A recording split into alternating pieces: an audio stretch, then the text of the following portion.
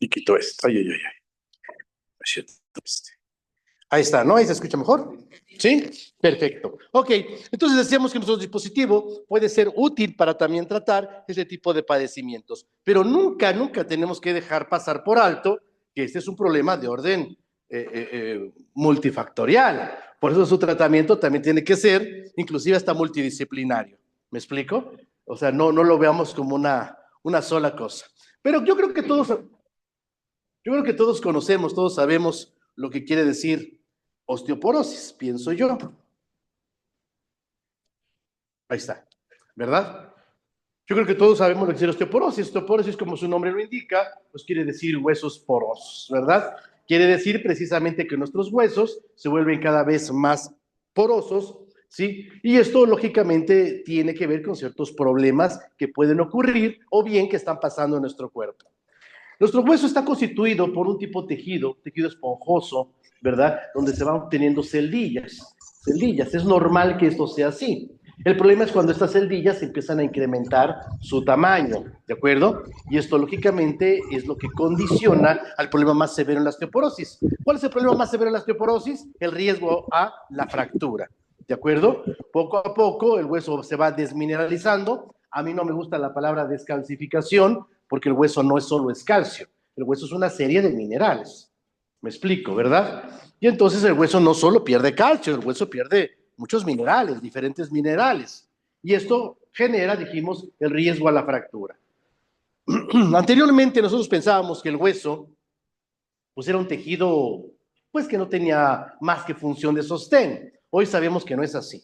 Realmente vamos a ver que el tejido óseo es un tejido que tiene una gran funcionalidad, no solamente como sostén para nuestro cuerpo, sino que de él depende la regulación de muchas hormonas, ¿sí? Y hormonas que son fundamentales para nuestra vida. La propia osteocalcina, la paratormona, el crecimiento.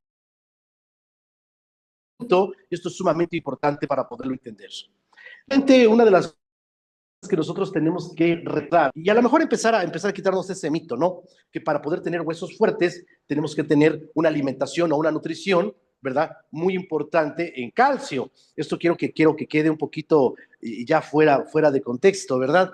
Porque a nosotros se nos enseñó que el nutriente que más abundaba en un tejido era el más importante, y eso es mentira. O sea, eso no funciona en ningún sistema. Es como si yo te dijera, mira, lo que más abunda en una pared son ladrillos.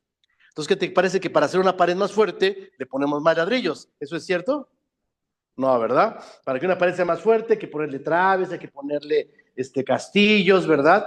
O sea, algo que sea el contexto, ¿verdad? De igual manera, en nuestros huesos, aunque es verdad, el mineral que más abunda es el calcio, pero no es el más importante.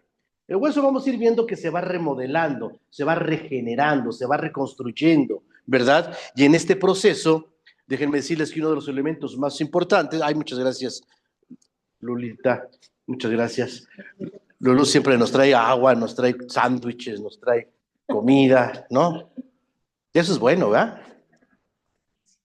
Muy bien, entonces decíamos, el hueso en esa remodelación forma una cosa que llamaríamos nosotros el prehueso. Ay, perdón. El prehueso, ¿no? Y en ese prehueso, la parte esencial es un mineral que le vamos a llamar hidroxiapatita. La hidroxiapatita está formada principalmente por fósforo. Entonces, ¿qué es más importante en la remodelación ósea? ¿El calcio o el fósforo?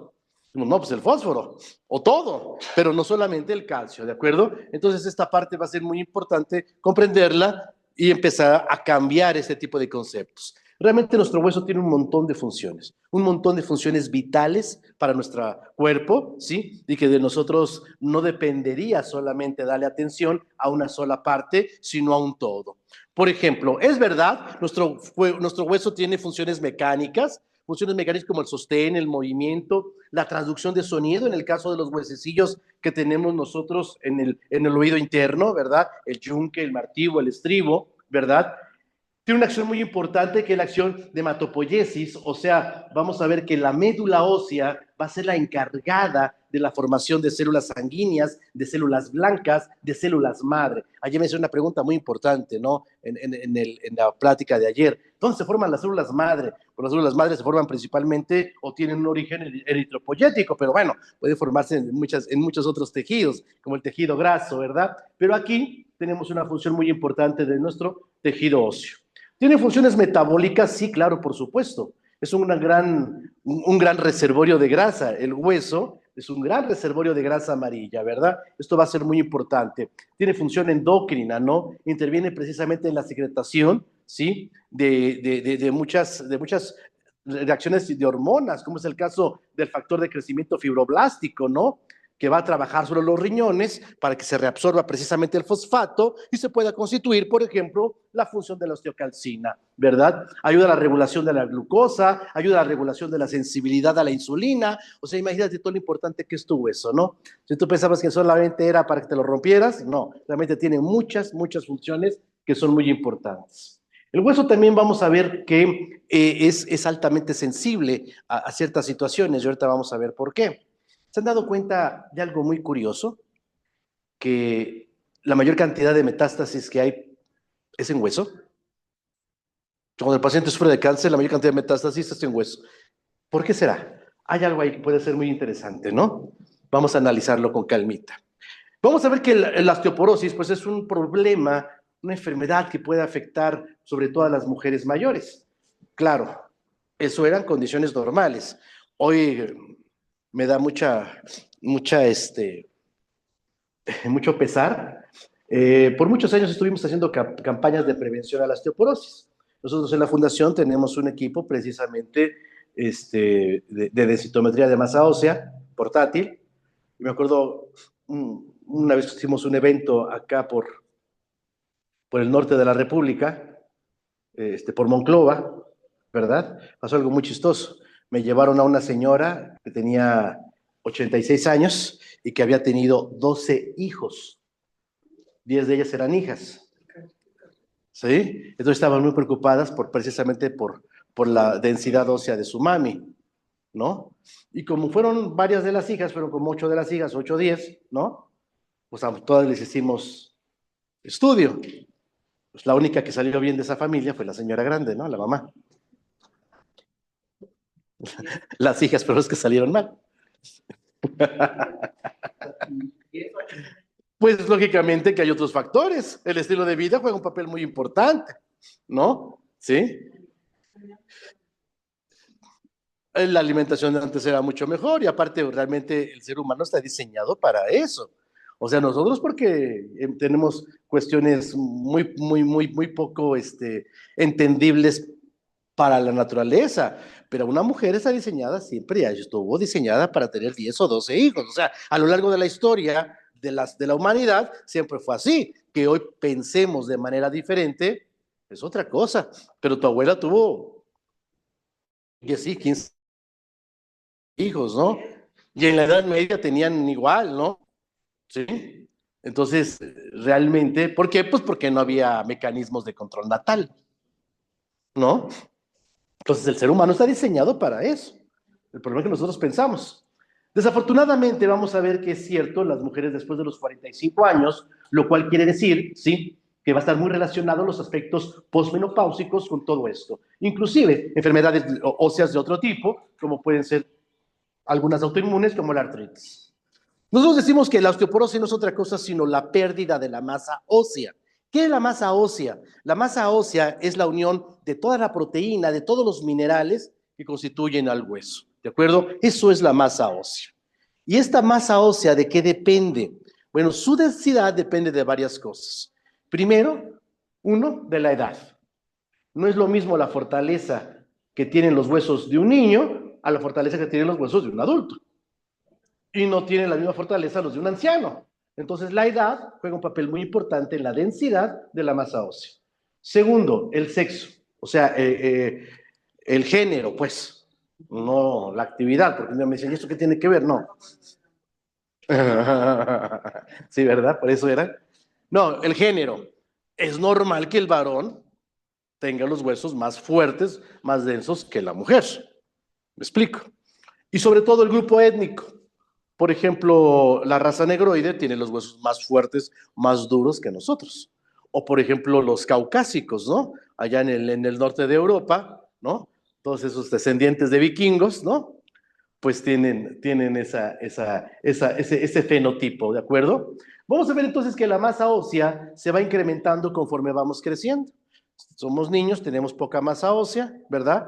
Y eso va creciendo hasta que llegamos a un punto máximo. Este punto máximo le llamamos pico de masa ósea. ¿Qué es esto? Eso más o menos llega entre los 30 y 35 años. Es el momento en que dejamos de crecer, ¿verdad? En este pico de masa ósea y ahí va descendiendo. Ahí va descendiendo, mira. Llegamos a un pico de masa ósea, ¿sí? Más o menos, pues, de hasta los 30 años, más o menos, ¿verdad? ¿Sí?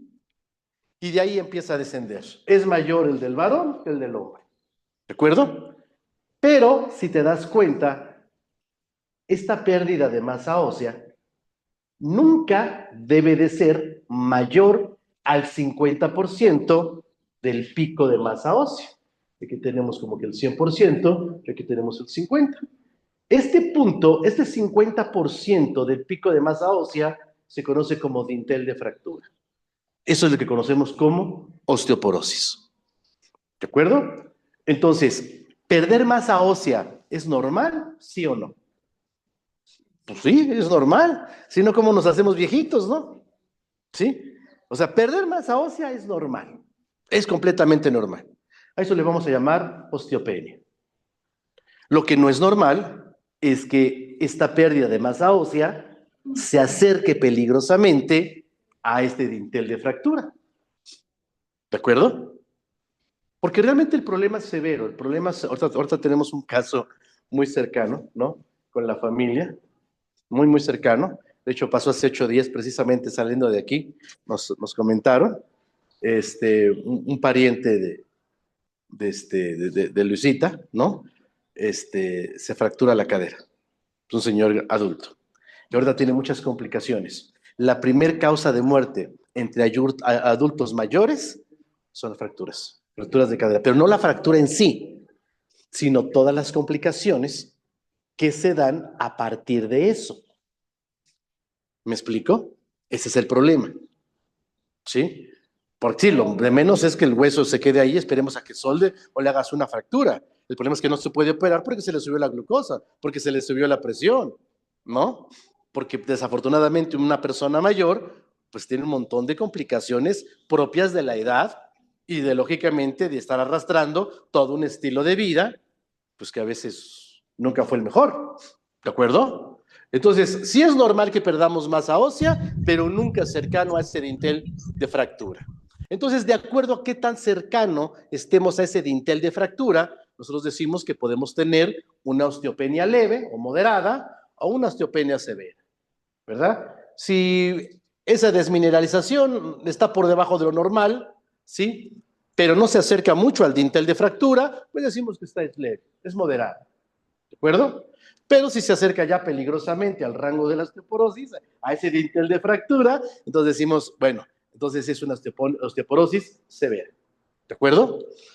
¿Qué puede causar la pérdida de la masa ósea? Es que dijimos, es multifactorial. Uno, pues la genética, sin lugar a dudas. Dos, y muy común, la menopausia. Sobre todo, vamos a ver que está altamente relacionado con nuestras hormonas. Tres, bueno, es sí la falta de ciertos nutrientes que son esenciales para la constitución de esta masa ósea. Y ya dijimos, no solo el calcio, sino también el fósforo, el magnesio, el sílice, el azufre, el potasio, etcétera. Tres, entender que precisamente, ¿dónde está nuestro pizarrón? ¿Se lo robaron? ¿Eh? Ah, no, pues con razón. No, pues no creo que haya otro. No, ¿para qué? Siéntate. Ah, ok. Ok. Uno de los problemas que tenemos, sobre todo en la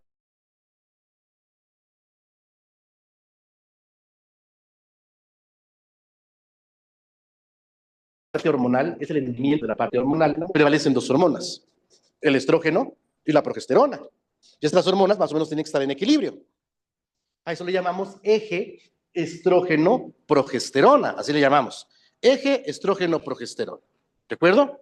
Y esas dos hormonas, dijimos, tienen que estar más o menos en equilibrio, ¿de acuerdo? ¿Sí? Las hormonas son como los chismosos del cuerpo. ¿Qué quiere decir? Que llevan información de un lado a otro, ¿me explico? ¿Sí? Muchas informaciones llevan las hormonas, ¿de acuerdo? Por ejemplo, una información muy importante es la formación, ¿sí? Y de la nutrición. Adelante, por favor, pase. Pase. Adelante, adelante. Creo que ahora sí voy a tener que quitar mi este. Adelante, por favor.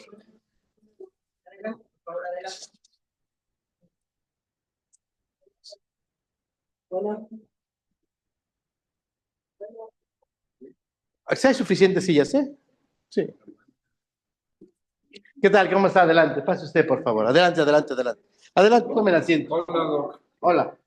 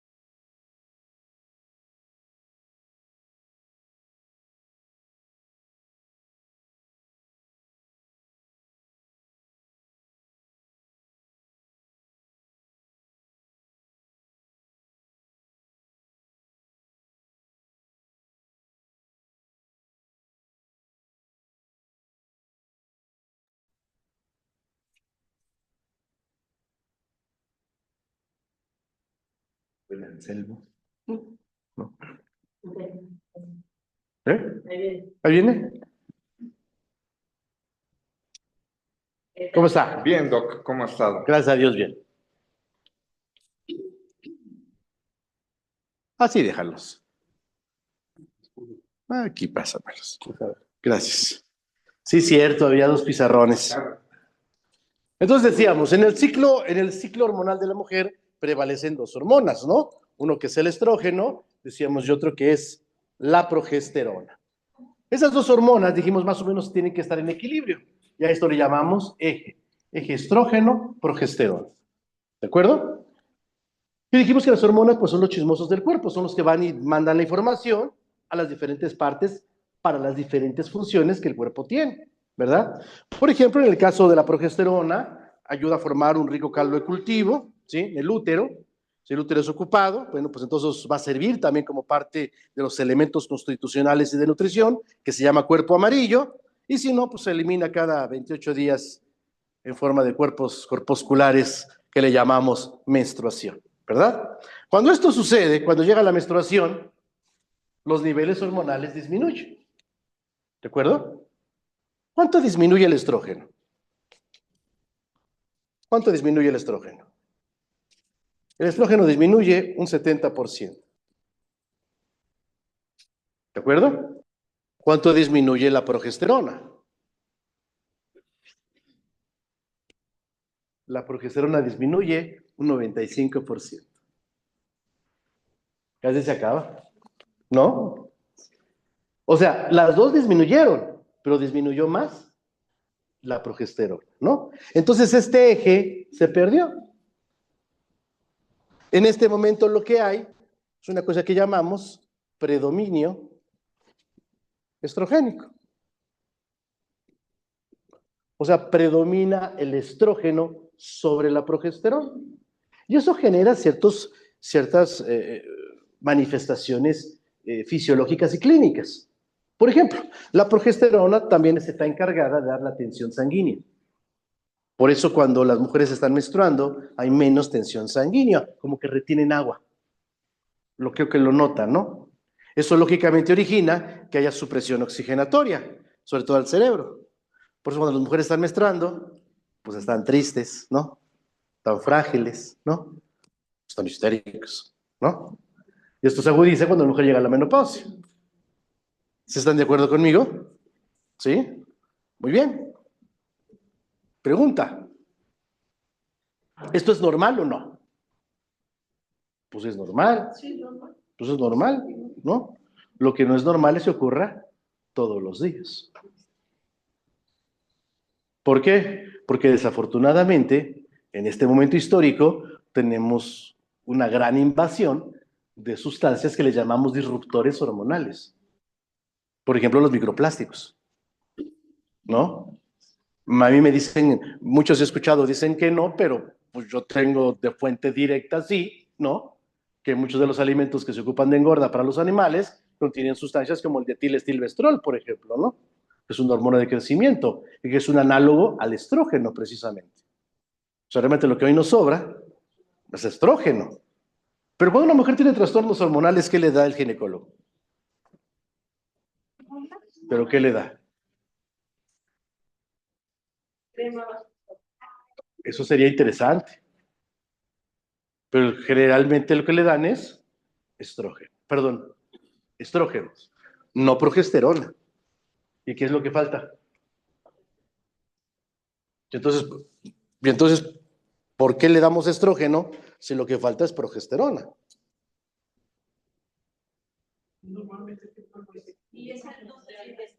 Es que ese es el problema. El problema es que la progesterona no se ha podido sintetizar. Lo que se sintetiza es una cosa espantosa que se llaman prostágenos. Y los prostágenos son altamente cancerígenos. Por eso es que un buen ginecólogo no da nada. ¿Por qué? Pues porque no tiene nada. El que es más o menos bueno, más o menos, recomienda estrógenos conjugados. Ya entiende este proceso. Lógicamente con el riesgo de que es altamente cancerígeno. Pues ya ve que sí, ¿no? Y el que es más, y el que sigue sin actualizarse, sigue mandando estrógenos. Pero la pregunta es, ¿por qué manda estrógenos el médico? Préstame una servilletita para borrar. ¿Eh? Pero ¿cuál es la justificación? Así que qué mal, ¿eh? Pero ¿cuál es la justificación? La justificación es para que no pierda masa ósea la paciente. Esa es la justificación. Pero es una mala justificación. Voy a explicar por qué. ¿Te acuerdas que yo dije que el hueso se remodelaba? ¿Se regeneraba solito? ¿Sí? A eso se llama remodelación ósea. Bien, ¿cómo es la remodelación ósea? ¿Cómo lo haría un albañil? Si tú tienes una pared que quieres resanar, ¿qué haces primero? Limpiarla, ¿no? Quitarle todo lo malo, ¿no? Todo lo que ya está mal, pues. ¿De acuerdo? Exactamente eso es lo que hace el hueso. Eso se llama resorción ósea. ¿Sí? Llegan unas células que se llaman osteoclastos. ¿Y qué crees? Destruyen todo eso que está mal en el hueso. Ahora sí, ya que se destruyó, y ahora sí el albañil ya resana, ¿no? Lo mismo hace el cuerpo. Llegan otras células que se llaman osteoblastos y generan la formación ósea. ¿De acuerdo? ¿Qué es lo interesante para nosotros? ¿Quién activa el osteoclasto? El estrógeno. ¿De quién activa el osteoblasto? La progesterona, los andrógenos. Entonces, si yo le doy estrógeno a la paciente, ¿qué le voy a provocar? Pues más osteoporosis, ¿no? Entonces, la justificación de dar estrógeno, pues no fue tan sensata. ¿Me explico? Ese es el problema. Ahora, el segundo problema, pues es que le dábamos calcio, ¿no? Y el calcio, dijimos que el hueso no está formado nada más por calcio. Sí, claro, es un mineral abundante, pero no es el único, ni necesariamente es el más indispensable. Otra causa muy importante, bueno, pues sabemos que son los refrescos, ¿eh? Todos los refrescos, todas las bebidas endulzadas. El grueso de las bebidas endulzadas se endulza con un azúcar muy interesante que está mucho en discusión, que es la alta fructosa, es azúcar de maíz. Y sabemos que ese azúcar de maíz activa mucho los procesos de desmineralización. Por ejemplo, el sedentarismo, pues el órgano que no trabaja, pues atrofia, ¿no? El fumar también es una causa importante de osteoporosis. Hay otros factores como la diabetes, el cáncer, sobre todo la enfermedad renal, algunos medicamentos como los corticoides principalmente, barbitúricos, la heparina, enfermedades reumáticas, muchas enfermedades de la sangre como la propia leucemia, la anorexia nerviosa, el hipertiroidismo, el tener piel blanca. La gente de piel blanca, el fototipo 1, el fototipo 2, se desmineraliza más rápido que los que somos de color cartón, esos no nos desmineralizamos tan rápido. ¿De acuerdo? ¿Cuál es el síntoma que tiene la osteoporosis? No hay. No hay síntoma.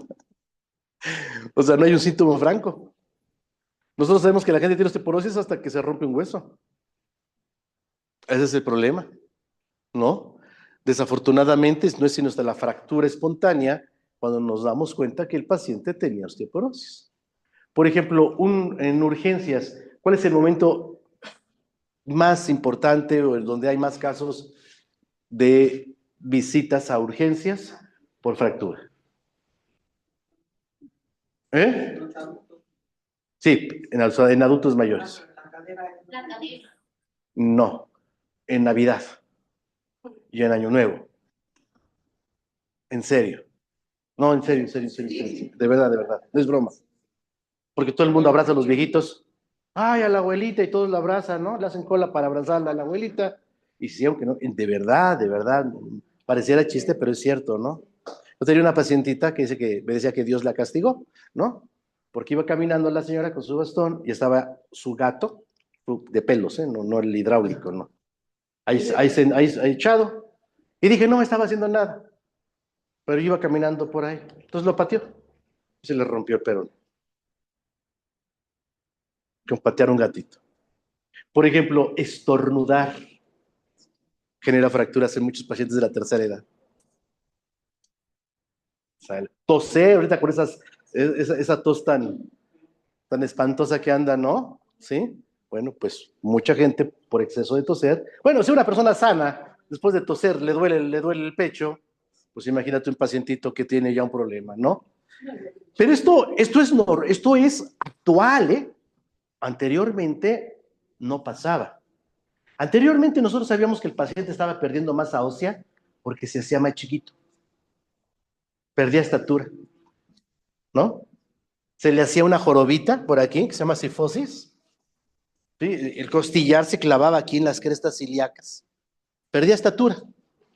Hoy no, no puedes tener una persona joven, ¿sí? De buena estatura y que tiene, sin osteoporosis, por lo menos una osteopenia severa, ¿sí? Entonces, esta es una de las cosas, iba perdiendo estatura el paciente, ¿sí?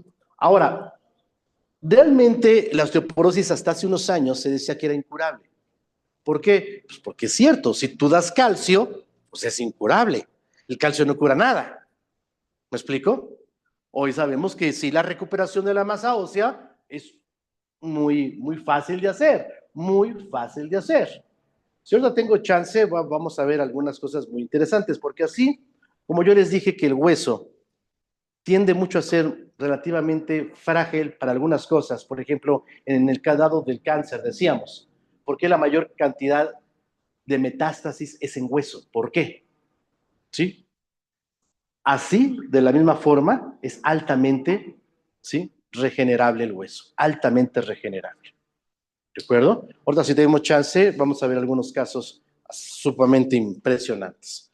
¿sí? Realmente vamos a ver que es verdad, es que lo que pasa es que la actividad ósea depende de muchos factores, principalmente de la parte hormonal, como la paratormona, precisamente de la paratiroides, la calcitonina que se produce precisamente en suprarrenales, de la vitamina D, las hormonas tiroideas, hormona del crecimiento, ya dijimos, andrógenos como la progesterona, los estrógenos, la propia insulina, glucocorticoides, o sea, realmente hay una cantidad impresionante de principios. Ahora, lo más interesante, pues es la actividad física, ¿verdad? Esa es la parte esencial. Si nadie mejora si no hay actividad física. ¿Por qué los pacientes que tenían osteoporosis nunca se curaban? Porque nunca los ponían a hacer ejercicio. Claro, pero aún con todas las condiciones se puede hacer ejercicio. Ahora, si no se puede hacer ejercicio, hoy tenemos asistentes del ejercicio. Eso es lo interesante. ¿De acuerdo? Pero aún con todo y todo, pues no me diga que una ciudad no puede levantar un kilo de arroz, ¿no? Aunque esté en silla de ruedas. Claro que se puede. Lo importante es que se pueda, que la persona quiera hacerlo y que lógicamente se le ordene hacerlo desde el punto de vista médico. Ahora, hacer ejercicio no es salir a correr. Lo peor que puede hacer una señora o un señor con osteoporosis es salir a correr. Se le van a acabar los huesos como el gis, ¿no? Va a terminar con las rodillas en el piso, ¿no? Aquí hay ejercicios especiales, ejercicios sencillos. Mire usted, por ejemplo, la yoga, el tai chi, el qigong, son cosas muy interesantes, muy interesantes. La exposición al sol, que realmente no crean que es gran cantidad de síntesis de vitamina D, no, no es tan grande, pero es útil y es muy importante. ¿De acuerdo? Yo prefiero suplementar la vitamina D. Ahora, hay el efecto contrario. Hay gente que en lugar de que sus huesos se vuelvan frágiles, se vuelven más duros. A esto se le llama hipercalcemia. Y generalmente va a ser por un problema de la glándula tiroides. ¿De acuerdo? Es muy común. Ahora, hay una hipercalcemia natural. ¿De quién? Del que hace ejercicio. O sea, la persona que hace ejercicio es normal, es natural, ¿sí? Que tenga los huesos más duros. Pues, hace ejercicio, ¿no? ¿Sí? Pero generalmente, fíjate que la gente que tiene hipercalcemia es gente que le cuesta trabajo bajar de peso.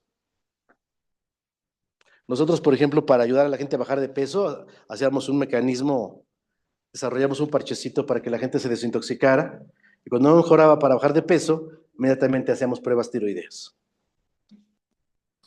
Y generalmente sucedía. Ahora, ¿cómo se determina la osteoporosis?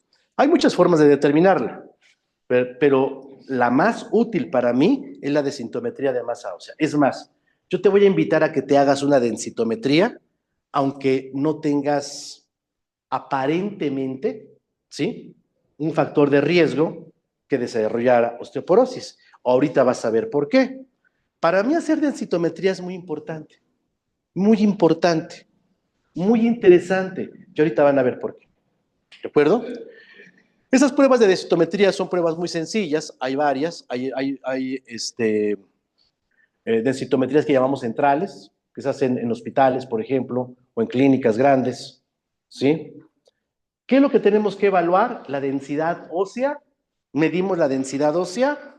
No. Lo que hacemos es un escrutinio. O sea, evaluamos un banco de datos contra el paciente. Un escrutinio. ¿De acuerdo? Por eso no medimos densidad de centímetros cuadrados, porque eso no sería lo correcto. ¿De acuerdo? La de densitometría de masa ósea se tiene que medir un hueso de carga. Por ejemplo, crestas ilíacas, columna vertebral, hueso calcáneo, eso es lo que tenemos que medir. Los que miden, por ejemplo, una articulación como el dedo, el codo, la muñeca, no me son confiables, porque una articulación nunca va a tener un desgaste como el hueso de carga. ¿De acuerdo? Ahora, lo que voy a decir es un poquito complicado, ¿de acuerdo? Pero ahorita lo voy a tratar de explicar lo más sencillo que se pueda. La OMS ha generado un criterio para poder establecer un parámetro de medición. Y ese parámetro de medición se llama masa ósea pico de adulto. Se le llamamos MOPA. ¿De acuerdo? Entonces, hacemos una desviación estándar. Ahorita voy a explicar qué es eso, ¿verdad? Donde podemos ver el comportamiento normal y anormal que sucede en una estadística. Para que lo veamos aquí. Nosotros decimos que lo normal, siempre lo ponemos en verde, aquí está, lo normal, va desde el 0 hasta el menos 1. Este rango sería lo normal. De menos 1, de menos 1.1, por supuesto, ¿no? Hasta el menos 2, decimos que sería la osteopenia normal, ¿no? Pero ya llegar al menos 2.5 ya sería el dintel de fractura, ya sería la osteoporosis, ¿de acuerdo? ¿Sí? Aquí lo vemos, ¿no? ¿Sí? Vamos a ver un ejemplo que es muy importante. Nosotros evaluamos dos cosas en una densitometría de masa ósea. Una cosa que le llamamos T-score, que es la comparación del caso contra una persona joven. ¿Esto va a ser 100% cierto? Pues no, con todo respeto. Si yo comparo a la señora, con todo respeto, con una persona de 18 años, ¿cómo van a salir sus huesos de ella? Mal, ¿no? Entonces no quiere decir que sea lo mejor. El test score nada más es una referencia. ¿De acuerdo? Lo que a nosotros nos importa es el Z-score, o sea, la comparación del caso, pero contra una persona sana, de la misma edad. Por eso el estudio me va a dar dos cosas, pero ya en conjunto es muy interesante y por eso les digo, valdría la pena que todos se hicieran una prueba, aunque no tuvieras, ¿no? Algún factor de riesgo de osteoporosis. Y ahorita vas a ver por qué. Miren, quiero que vean esto, por favor.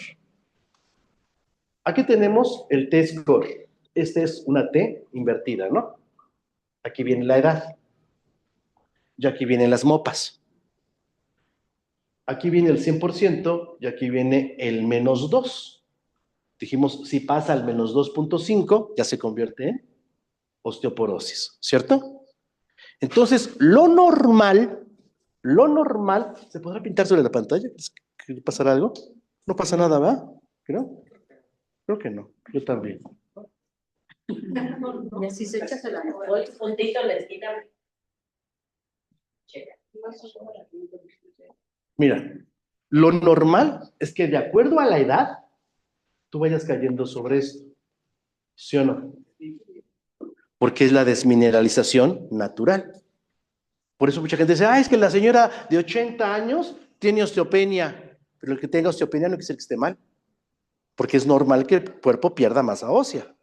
Sería normal si se acerca aquí. Tiene más de menos 2. ¿Sí? ¿Sí estamos bien? Esta personita, por ejemplo, mira, comparado contra un adulto joven, tiene 99% de masa ósea. Pero es una persona que tiene aproximadamente 40 y tantos años, como 45 años. Entonces está muy bien, porque comparado contra su edad similar, tiene 108. Está mejor que su edad similar. ¿Por qué? Porque hace ejercicio. Pero vamos a verlo aquí. Ese es el que nos interesa. Esta pacientita de 50 años tenía que haber caído aquí. O sea, son 50 años, ¿no? Tenía que haber caído aquí, ¿sí o no? Cayó acá. Cayó aquí. Pero como todavía no llega al menos 2, entonces yo digo que es una osteopenia moderada. Y es cierto. Pero aquí viene lo interesante. No te pierdas. Ponme atención. No te pierdas. Aquí viene lo interesante. Esta personita cayó acá. Debió haber caído aquí. Si yo lo llevo aquí y lo bajo, esta persona de 50 años tiene huesos de 65. Esto se llama envejecimiento prematuro. Esa es una de las formas en las que nosotros evaluamos Envejecimiento prematuro. Todos hemos oído hablar del envejecimiento prematuro. Bueno, así lo evaluamos. Esta es algunas de las formas que tenemos para evaluarlo. Por eso te digo, tengas o no tengas riesgo a la osteoporosis, valdría que te hicieras una densitometría de masa ósea. Te explico por qué. Ponme atención. Porque resulta que a lo mejor la persona cayó aquí, mira. La persona cayó aquí. ¿Qué le va a decir el médico? Que está bien, porque cayó en lo verde. Y dijimos, es de 0 hasta -1. Entonces tuvo 0.9. Decimos, está bien, ¿no? ¿Sí o no? Sí. Pues no, porque si yo lo llevo aquí y lo bajo, esta persona de 30 años tiene huesos casi de 60. Y si sus huesos están así de viejos, puede que sus demás células también. Porque al final del día, pues todo el cuerpo es una sola entidad biológica. ¿Cómo estarán las células de sus arterias, o de su cerebro, o de su corazón? Sí.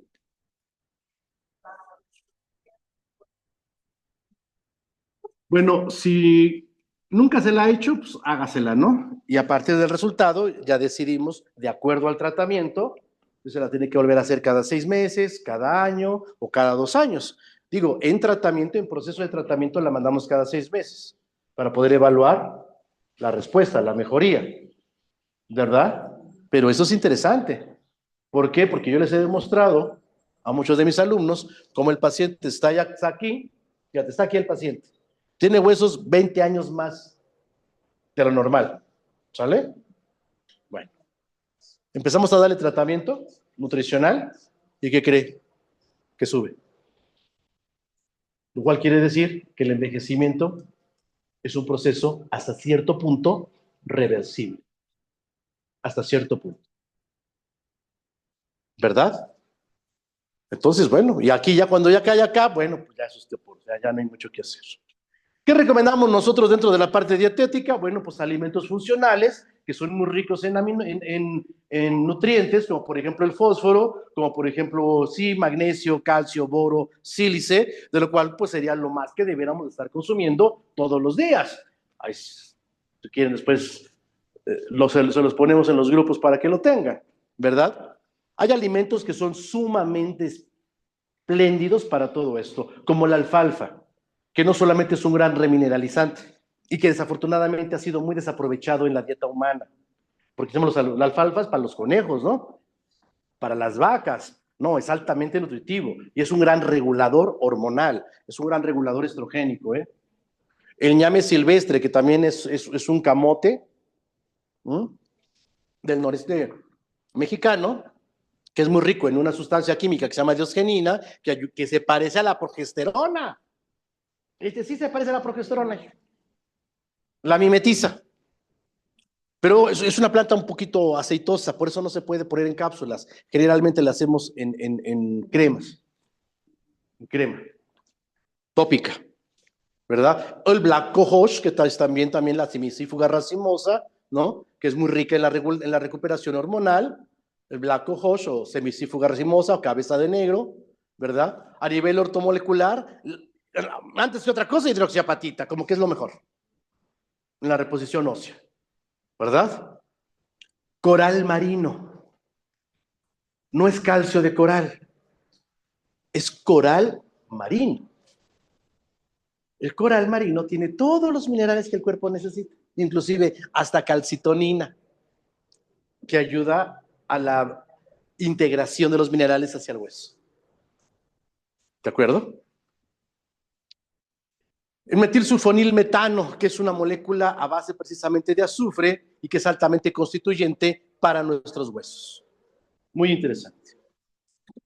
Vitamina C. Es que la vitamina C es fundamental tanto para la formación de energía como la recuperación precisamente de los iones necesarios en la constitución ósea. Lo interesante es la dosis, unos 3 gramos diarios. El magnesio, es que si no hay magnesio, pues simplemente no hay salud, no hay vida. ¿Me explico? Vitamina D3, pero la D3, la D3, el ergocarciferol, el ergocarciferol. ¿Por qué? Porque ya es la vía más activa, es la forma más activa de la vitamina D, la forma más activa. El fósforo, es que los fosfatos son parte indispensable para la formación de la hidroxiapatita, ¿de acuerdo? Es muy importante encontrar fósforo, por ejemplo, pues en pescados principalmente, en mariscos. El silicio, que junto con el boro y el potasio son fundamentales para el crecimiento de los huesos.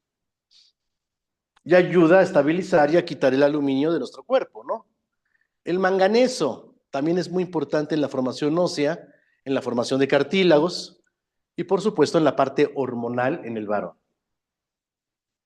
El boro, es que el boro lo que hace es que interviene en que a nivel intestinal se absorban mucho de todos estos minerales, aunque también participa de forma constitucional en el hueso, pero también interviene en esta parte, ¿de acuerdo? Y por supuesto los ácidos grasos, sino realmente los ácidos grasos juegan un papel muy importante, los llamados omegas 3, ¿no? Y ahora sí, al final, el calcio, que no sea la parte esencial, ¿de acuerdo? Muy bien. El zinc, es que el zinc se requiere prácticamente para todas las hormonas, para todas las neurohormonas prácticamente. El triptófano, bueno, se ha demostrado que la gente que se desvela más pierde más masa ósea. La gente que se desvela, que duerme menos. Quizás también la regulación que tiene que ver a partir del sistema nervioso juega un papel muy importante. La vitamina K juega un papel muy importante para la formación de la hidroxiapatita junto con la vitamina D. Son hermanas. Ahora, esto es en cuanto a nutrición, esto es en cuanto a funcionalidad, pero realmente les repito, la osteoporosis en muchos círculos médicos se sigue mencionando que es un problema incurable. ¿Por qué? Porque es cierto, dar calcio no cura nada. Dar fijadores del calcio, pues no cura nada. Lo que cura nada es activar los procesos de remodelación ósea, y eso es lo que nosotros vamos a hacer. Por eso nuestros equipos van a jugar un papel sumamente importante para esto. ¿De acuerdo? ¿Sí? Como ustedes saben, nosotros manejamos dos equipos que trabajan de una manera muy importante con frecuencias electromagnéticas, empezando por el V-Power. El V-Power es un dispositivo, ¿sí?, que trabaja con una tecnología híbrida. Por un lado, trabaja con la diatermia profunda, un calor penetrante, sostenido, ¿verdad? Y por otro lado, con la frecuencia electromagnética del infrarrojo, ¿de acuerdo? Y esto se viene manejando, como les he dicho, desde hace más de 80 años, o sea, realmente estos fenómenos tienen mucho tiempo que los conocemos. Lo interesante es que a alguien se le ocurrió ponerlos juntos. Eso es lo interesante. A alguien se le ocurrió ponerlos juntos.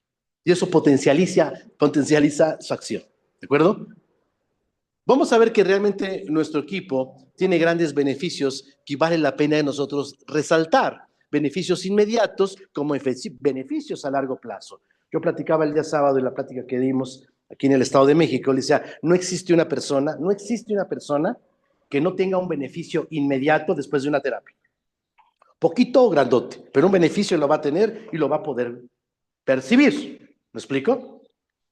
Lógicamente que también sus efectos son acumulativos, que quiere decir que depende mucho, ¿sí?, de la frecuencia, depende mucho, ¿sí?, del tiempo de aplicación, también juega un papel muy importante. Pero, ¿qué son los terahertz? ¿Qué es el infrarrojo lejano? Bueno, de todo el espectro luminoso que llega de nuestro astro rey, vamos a ver que realmente lo que nosotros vemos, lo que llamamos luz visible, es una cosa chiquitita, mira. O sea, de todo el espectro de luz que llega del sol. Lo que vemos, que es el color del arco iris, es algo bien chiquitito. Si tú ves la banda más grande de ese espectro, es el infrarrojo, es la más grande. Y es tan grande que por eso para estudiarla tenemos que dividirla en tres: infrarrojo A, infrarrojo B, infrarrojo C. Pero en términos prácticos, en términos médicos, nosotros solamente trabajamos con dos frecuencias: el infrarrojo cercano o proximal y el infrarrojo lejano o distal. ¿De acuerdo? El infrarrojo cercano proximal es esto, Por ejemplo, esto que ustedes ven aquí, esto es infrarrojo cercano. A nivel terapéutico es muy interesante. Realmente el infrarrojo pues, se conoce desde hace muchísimo tiempo con una razón muy importante. Fíjate que estaba viendo un programa, creo que todos lo han visto quizá, ¿no? El precio de la historia, no sé si lo has visto, ¿no? Y sacaban unas lámparas de 1805, ¿no? Unas lámparas para dar luz, lógicamente, pero luz infrarroja. ¿Para qué? Para calentar los hogares. En lugar de chimenea, ocupaban esos focos. Sí, claro, el infrarrojo desprende una gran cantidad, ¿sí?, de electrones, no solamente da una frecuencia lumínica, sino que también proporciona energía térmica, nos da calor. Y esto es lo que nosotros hemos aprovechado del infrarrojo, ese calor, ¿sí? El infrarrojo cercano proximal se utiliza mucho a nivel de terapia. Ustedes han visto que algunos terapeutas, por ejemplo, utilizan lámparas con filamentos de tungsteno, lámparas focos rojos, ¿no? Para calentar ciertas zonas del cuerpo. Eso es muy interesante. Quizás la única, digamos, diferencia que tiene contra el infrarrojo lejano es que esos infrarrojos cercanos solamente puede penetrar 1 centímetro después de la piel. No está mal, ¿eh? Por eso es lo que ha generado grandes investigaciones.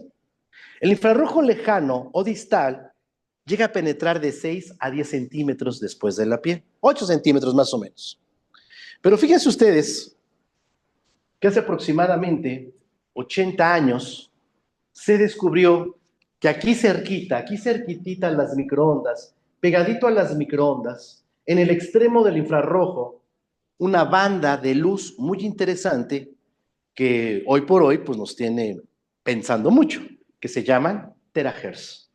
¿Por qué nos hace pensar mucho? Por su gran capacidad de difusión que tiene. La semana pasada les presentaba, no sé si fue aquí en vivo o fue en el Zoom, ¿verdad? Un congreso que hubo hace unos años aquí en Querétaro, ¿verdad? Precisamente sobre el Departamento de Física de la UNAM y los terahertz. O sea, analizando todo el potencial que tiene. ¿Por qué? Porque los terahertz, por su tipo de densidad que tiene, se utilizan mucho en medicina, se están utilizando mucho en medicina, se están utilizando en el espacio, se están utilizando en telecomunicaciones, inclusive, ¿mandé? Para belleza, pero sobre todo dispositivos para análisis corporal. ¿De acuerdo? Yo les digo, en unos años, la termografía por terahertz desplazará los rayos X sin lugar a dudas. Lo desplazará. ¿Por qué? Por algo muy importante. Los terahertz pueden penetrar de 10 y hasta 12 centímetros después de la piel. ¿Por qué? Porque se difunden muy bien en agua. Y nuestro cuerpo, 70% es agua. Entonces, su capacidad de penetrar al cuerpo humano es muy grande. Por eso estamos haciendo termografía. O sea, te hace una termografía y ya es como si estuviéramos haciendo una resonancia magnética. Así, con esa precisión. Con esa precisión. Y es mucho más económico. Y en cambio, hacerse unos rayos X, pues siempre nos da problemas, ¿no? Es tentativo a cáncer, ¿no? ¿A poco no? Bueno, y aplicarse una termoterapia, híjole, pues una termografía, pues será muy importante. Entonces vamos a ver que los terahercios, pues ya los estamos estudiando desde hace muchos años. Ahora, lo importante para nosotros es entender que nuestro dispositivo está generando dos aspectos importantes, porque por sí solo el efecto térmico no podría justificar todos los beneficios que se tiene. Muchos rehabilitadores dicen, oye, es que el infrarrojo lo único que hace es calentar, ¿no? No, es que si el efecto fuera calentar, pues yo pongo una bolsita de agua, pero no tengo los mismos beneficios. Porque no digo que no, es cierto. El infrarrojo por sí mismo calienta a profundidad y ese calentamiento activa que se liberen muchos mediadores endoteliales, como es el caso de las histaminas, como es el caso, por ejemplo, del óxido nítrico, que permite una vasodilatación, un mejor flujo sanguíneo, pero eso no justificaría todos sus beneficios. ¿Me explico? Y nosotros tenemos que entender que nuestro dispositivo está trabajando con dos principios. Uno, el fenómeno lumínico y otro, el fenómeno térmico. O sea, es la unión de procesos. Entonces, cuando alguien me pregunta del equipo, ¿qué es más importante? ¿Los terahertz o el calor?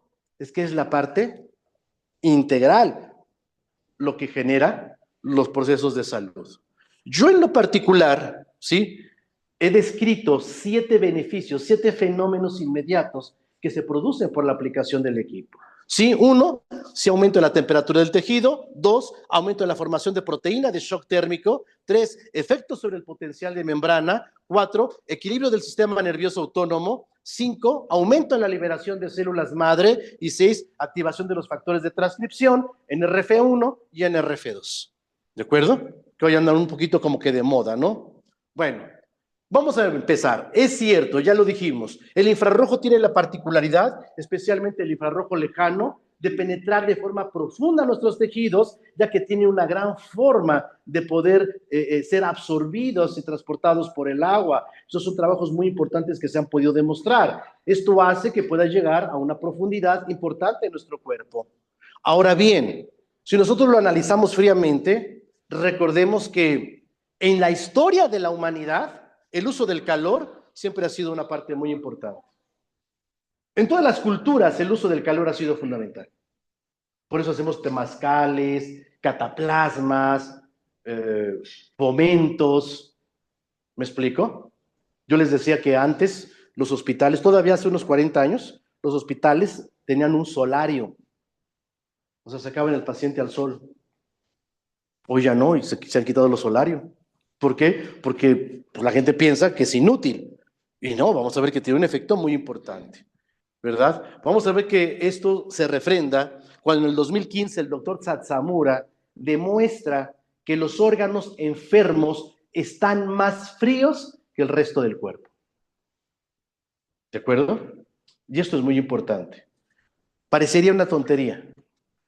Parecería una tontería. Pero acabo de, ahorita se los enseño si quieren, acabo de encontrar un artículo que están ocupando, fíjate que están ocupando ahorita, el calor del cuerpo para determinar problemas de salud. Pues claro, eso lo dijo Satsamura desde el 2015. O sea, yo te hago una termografía y los lugares que me salgan fríos son los lugares donde pues hay menos energía. Entonces están enfermos y le acaba de salir una cosa que lo acabo yo de cachar el artículo, ¿no? A mí me encanta andar cazando artículos.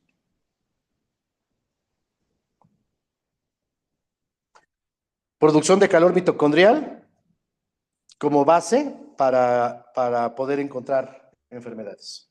Mira qué interesante.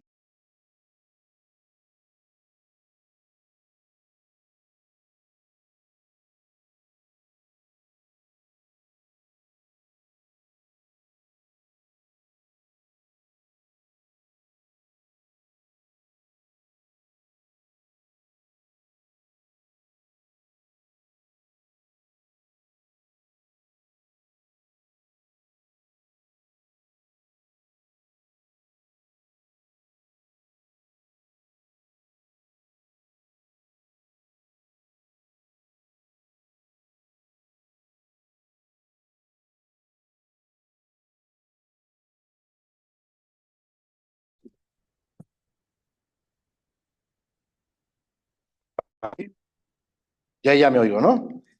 Sí, perfecto. Entonces decías que somos termodinámicos. Ahora, lo que sí es muy importante saber, repito, que las irradiaciones infrarrojas lejanas, ¿verdad?, son altamente absorbidas por el agua. Y nuestro cuerpo, pues prácticamente es agua, 70% es agua, ¿no? Y vamos a ver que se ha demostrado que elevar las temperaturas, ¿sí?, sobre los 37 y hasta los 45 grados centígrados en ciertas células pueden propiciar su muerte, como es el caso de células cancerosas, por ejemplo, ¿verdad? De hecho, tanto así que inclusive autores como la doctora Stephanie Swift nos dice eso, ¿no? Nosotros no nos habíamos dado cuenta que el calor intenso podía ser muy útil para el cáncer, lo pasamos por alto. Por eso tenemos un tema donde hemos hablado del cáncer y el uso de 2 terahercios, ¿verdad?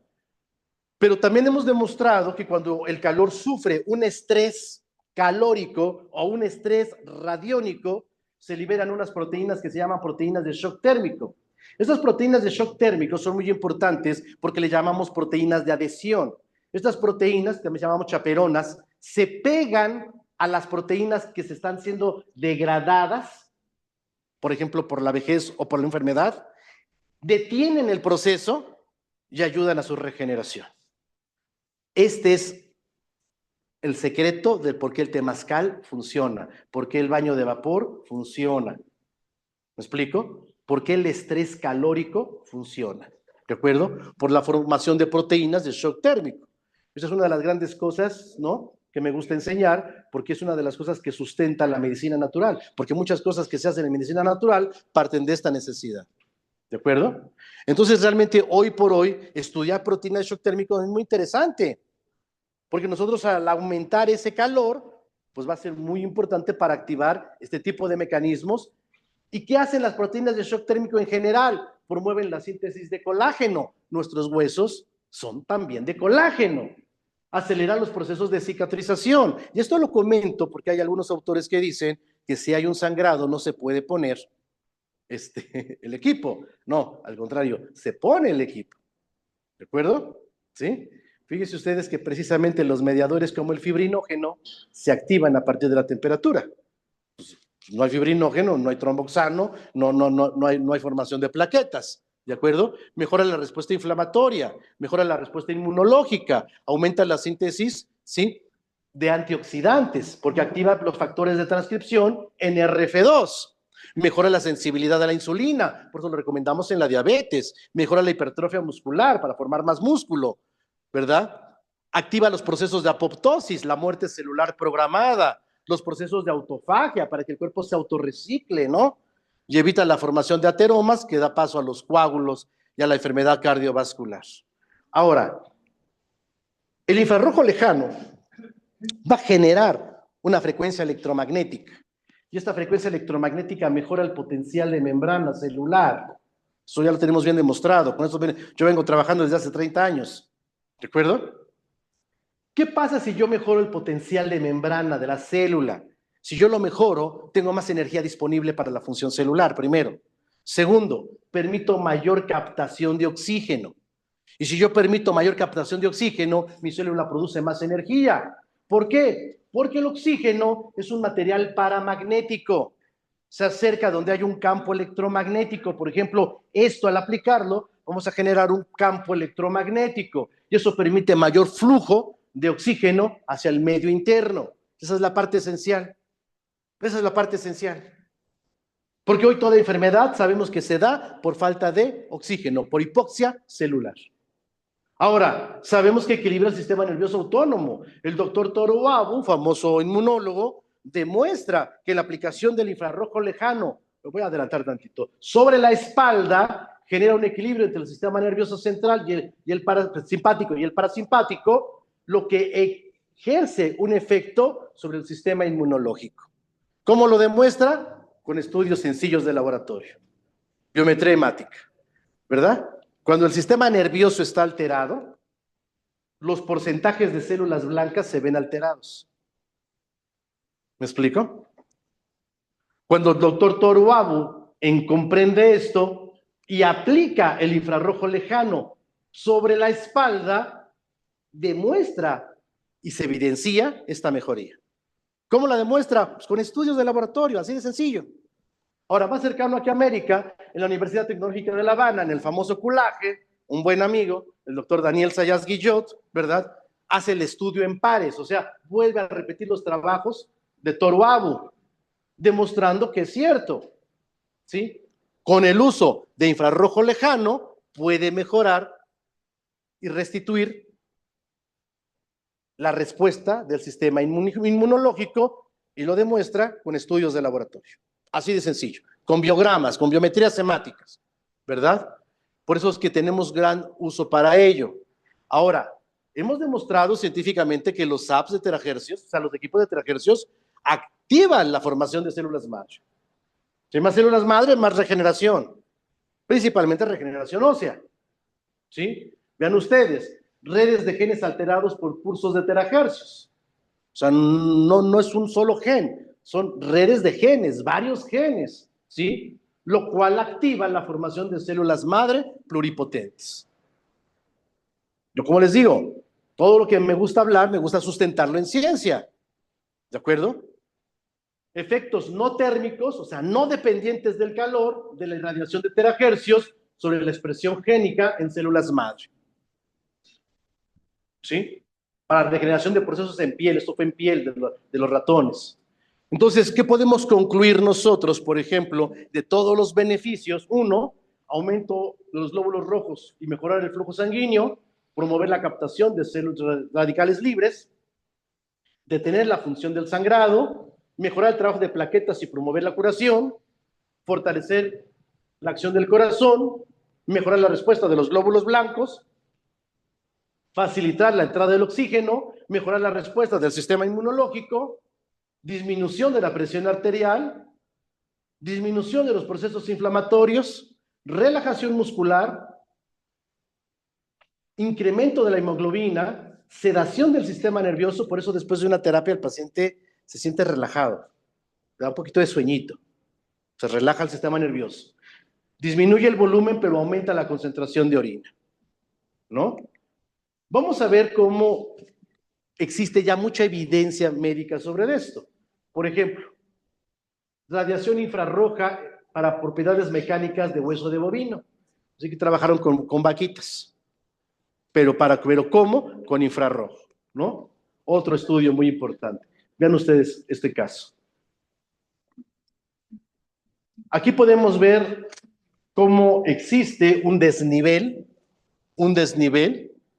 por un proceso degenerativo. Todo esto es pérdida de masa ósea, pero esto fue por cáncer. ¿Sale? Aquí lo tenemos. ¿Sí? Ya secundario. Completamente está destruido el acetábulo, está destruido pues toda la cabeza de fémur. Damos tratamiento a partir de campos electromagnéticos. 6 meses de trabajo. 6 meses de trabajo. Impresionante, ¿no? ¿Sí? Para enlocaciones óseas. Mira, uso de infrarrojo como terapia complementaria para aprovechamiento en medicina estética, los que me decían, ¿no? Sí, claro, por supuesto. Método y uso de aumentar la capacidad antioxidante mediante el uso de emisor de rayos infrarrojos lejanos. Producen antioxidantes. Aplicación, mira, esa es la termografía de terahertz, ¿no? Que es para evaluar como si fueran rayos X. El uso de radiación de terahercios para seguimiento del desarrollo de osteoporosis senil. O sea, ya hemos ocupado terahercios para poder desarrollar un mecanismo para curar osteoporosis. ¿Cómo se debe de aplicar el equipo? El equipo se debe de aplicar hay muchas formas. Yo les voy a recomendar la mía, lo que yo hago, ¿verdad? Yo lo que hago es primero un precalentamiento, lo aplicamos en todo el cuerpo con la menor cantidad de ropa posible, ¿sí? Haciendo desplazamientos circulares desde la cabeza hasta los pies. Más o menos de unos 5 a 15 minutitos. Lo hacemos primero por la parte frontal y después por la parte posterior. ¿De acuerdo? Muy bien.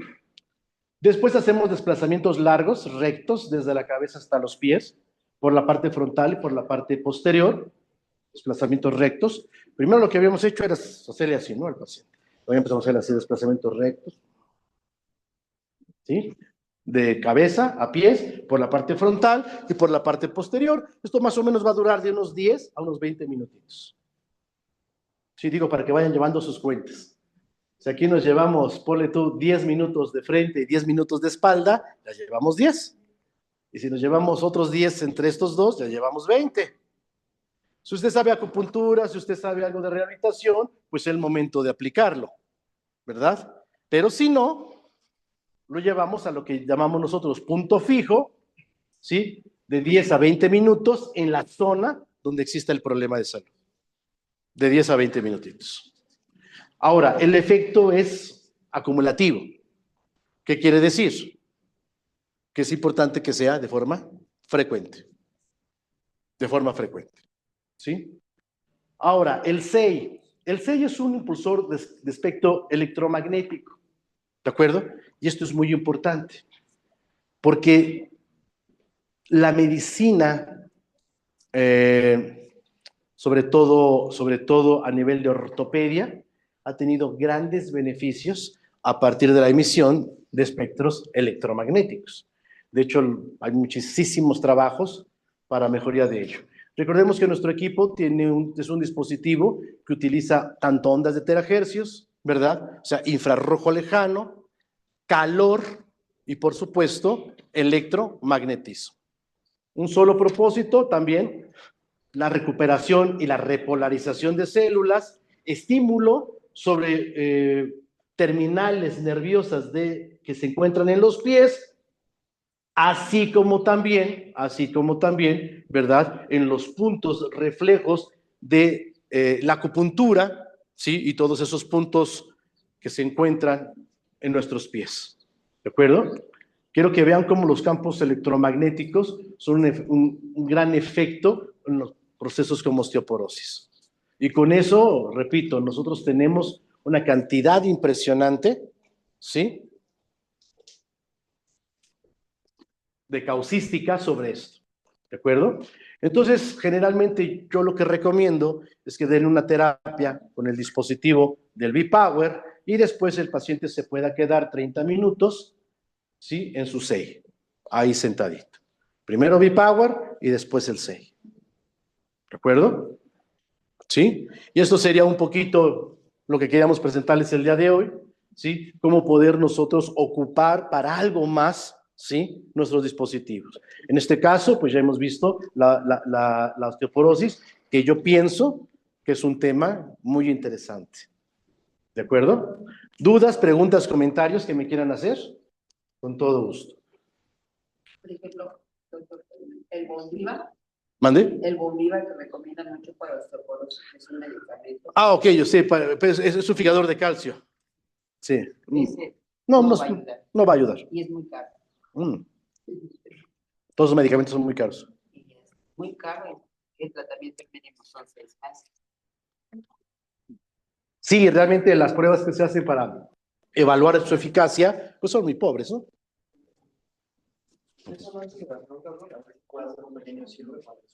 ¿Sí? Bueno, pues entonces, antes de entrar a las preguntas, yo les agradezco mucho el tiempo que han estado aquí. Les recuerdo que nos vemos la próxima semana, tanto el día lunes por vía de Zoom a las 12 del día, y aquí más o menos como entre 12, 12:15, 12:20, 12:30, 12:33, ¿no? Empezamos un poquito. ¿Sale y vale? ¿De acuerdo? ¿Con qué tema? Ahorita lo determinamos, pero si alguien tiene alguna sugerencia, pues con todo gusto lo hacemos también, ¿no? También se aceptan sugerencias, ¿no? Pues muchísimas gracias, Dios me los bendice. Muchas gracias. Ahora sí,